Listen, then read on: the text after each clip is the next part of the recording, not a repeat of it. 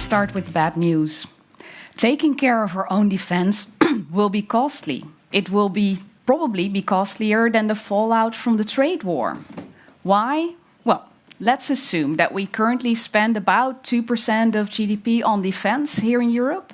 We'll have to up that to about 3.5% of GDP.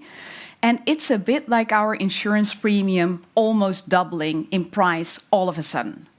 The additional 1.5% of GDP cannot be spent on healthcare, social security, or education.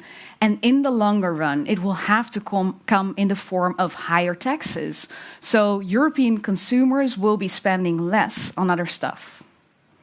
To compare the trade tariffs, they will likely impact goods trade with the US, but net, the US only makes up for about 2% of total demand for all the goods that we produce here in Europe. So, the most pessimistic estimate I've seen is a 1% hit to our GDP from the trade war. We can't fully compare those two, but my belief is that the loss of the American defense shield will come as a more noticeable price that most Europeans will pay than that of the trade war.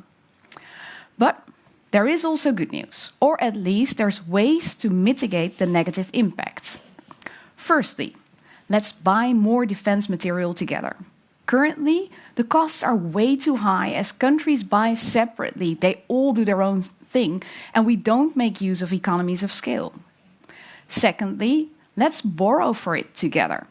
Common borrowing brings average financing costs down, and breaking the taboo on joint debt issuance is an important step in the right direction.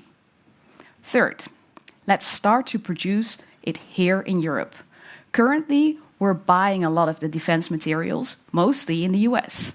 Producing here has two benefits. Firstly, it simply means that the money is being spent within the EU. Secondly, defense materials, including all the digital stuff, is often about R&D. It's all about being smarter, it's being faster than others. And making it here can help bring those knowledge spillovers to our own continent. In the US, we see that.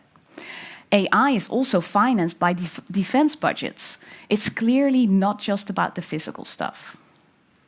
Well, all this, it's not about me being smart. In fact, it's exactly what the European Commission is proposing.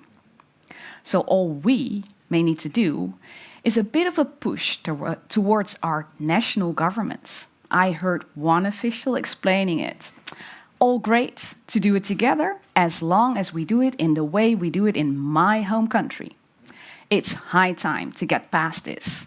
That way we can turn a challenge into an opportunity. The Commission is leading the way, and by the way, did you know that more Europeans trust the Commission than they trust their national governments? So, it's simple. Let's embrace the direction Europe is taking, and let's help to speed it up where we can.